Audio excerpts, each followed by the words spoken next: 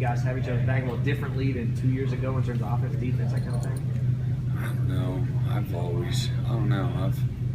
I didn't ever see it offense, defense, and we may not have been worth a flip, but I've always held the team concept in high regard and never been a part of where I felt it was, this is an offensive team. I don't live in that world.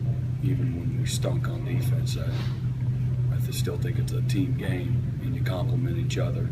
And I think the best teams do that consistently. And so, we were horrible, 2 years ago here, both sides of the ball, point blank. They kicked us all over the place. So, we're a little bit better on defense than we were then. But you turn the ball over and let people run it and let people, get behind you. That's a recipe for disaster. No matter what your team makeup is. So, in the scheme of talking about team,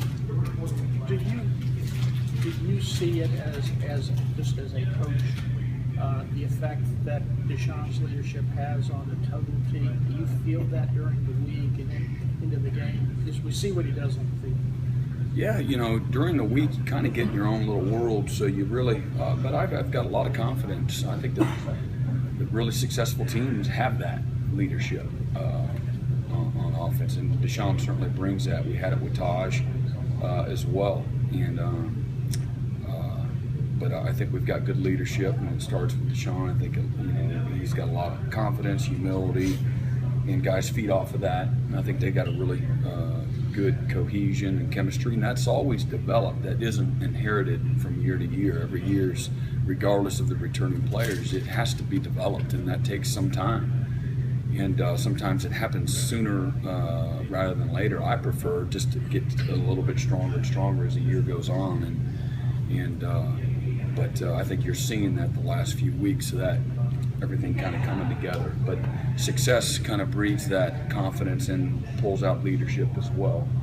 I think you're seeing the end product of that right now. And it comes in different hues too. I mean, Taj did it differently than Sure. Deshaun does it. Yeah, I would agree. You mentioned that you're in your own world, but will you give attention or credence to the playoff rankings tonight when they come out at all? No, yeah. We got a chance, we just got to win. That's the bottom line. Sometimes I think it's been proven that you win, and even then you're still on the outside looking in for whatever reason.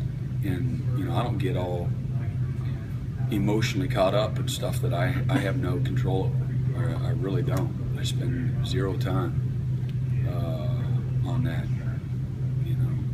so because it just doesn't make you better. It can be a distraction if you allow it to be, and I don't know. I don't get caught up in it, but that's just a profession. I'm on this side of it professionally and have been for a long time. That you just control your own. You can control the things you can control. That's it. And just like you kind of develop that mindset on defense, no matter your back's against the wall, you put the ball on the one. You got to have this certain mindset, so you don't all of a sudden change that. So your son will let you know where you stand. yeah, he's the first one to tell you, what's the deal, what's the problem here. We're getting screwed. He starts hating other teams. You are way over the top here.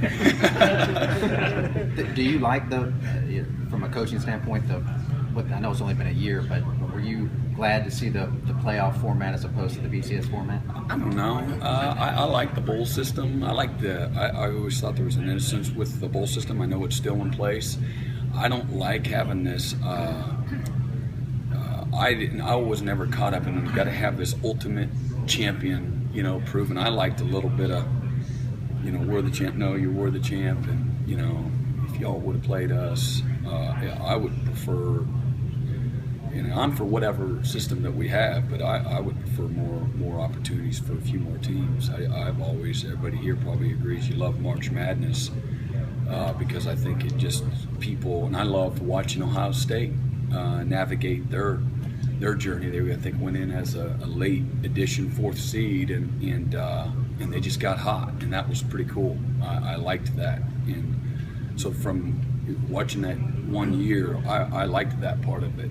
But I was for the other system too, because that was the system that we had. But I don't. The one part is I don't want it. I'm afraid, and it probably will get to that, is that you have this again fatalistic, where outlook. Everybody's, oh, if we didn't make the playoffs, then everybody was terrible coaching and playing, and I think that's kind of what you got to be careful what you wish for, because college athletics, and again, I'm all for a national champion being crowned and all those kind of things, but I think there's a lot of success along the way that potentially could be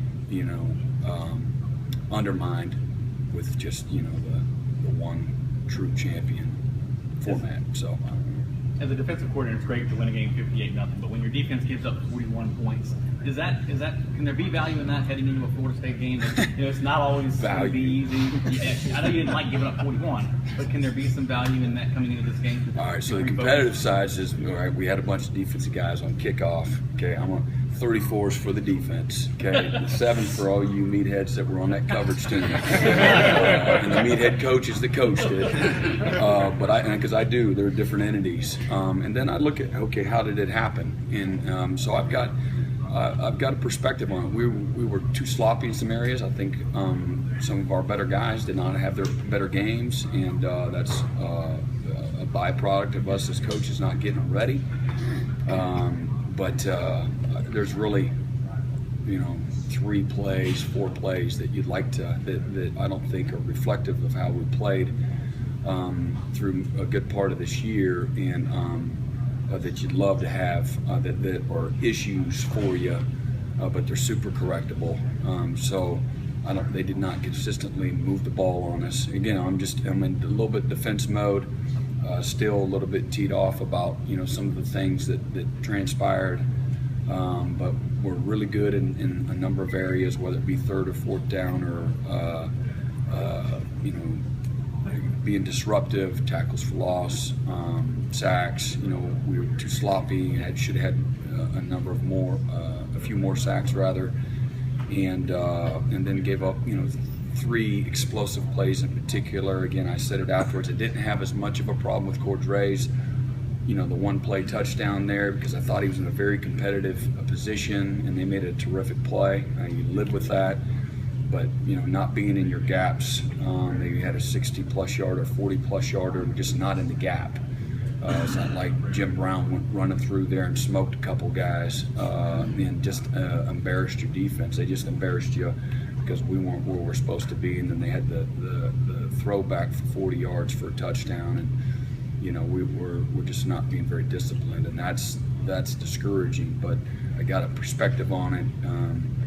Again, if they just went unwillingly up and down the field, they got their points, but just try to keep a perspective, whether it was short field or what exactly happened. Try to keep a perspective on it, and we still got a good defense, and we need to play better, more consistently. And but I think a lot of guys do. I think they're very prideful. I know that our meetings weren't real joyful, like they were a week ago after 58-0, and sometimes that's I think we showed a lack of maturity in handling some success, and we weren't way extreme, but just a few guys is all it takes. And then again, sometimes that's easy to blame it on that too. We just got to be better on a few plays, and that starts with us as coaches getting them to play better. So anyway, I thought we had a very focused group of meetings yesterday, and a very focused, humble group that went to work last night, and they understand that you're fortunate. You're a little bit sloppy. You play a good team. They get hot. They make a few plays. You give up a kickoff return, another one all the way down to your 30. That's a recipe for losing. And I think they value that. Okay, I think we won by 3 scores. Huh? 15. So we won by 15. You know, they feel fortunate to have come out with a W. I told the guys on that field on Friday's walkthrough, if we win 58 to 57, that's then great. Sometimes you got to win that way. I said that, and I said when we get back, I'm going to get on the top of that stadium and jump off. And lo and behold, whatever it was, 41. What did we win? What was the score? 641. So you lied. I'm not jumping. But, I got a perspective on how it happened. But anyway, sometimes that happens. That's part of the journey. You know, I've had the good fortune to have played, coached rather, in 4 national championships, and all 4 of those years, there's always those games here and there, you know, where you didn't play your best, but sometimes you got to get lucky. You got to, you know, you win differently. Coach said it right, you know, putting lipstick on a pig, it all still counts the same. It really does. And a lot of times those are good moments during the season that you learn and you grow from. And it's just the dose of what you need at the right time, you know, to get your mind back right. So I would much rather win 58-0 every single week. It's all good when that happens, but that's living in La La Land. So, scheme-wise, what does Florida State do to attack defenses?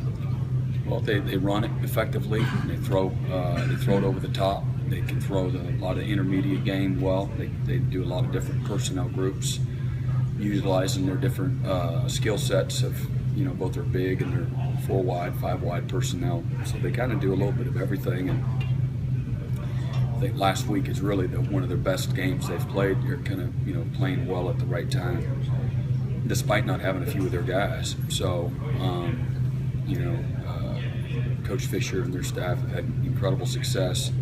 They've been in the playoff the last 2 years. They know how to win. They know how to get ready, and they've had great success here against us. So all of it creates, you know, challenges, both scheme, you know, coaching, strategy, all of that.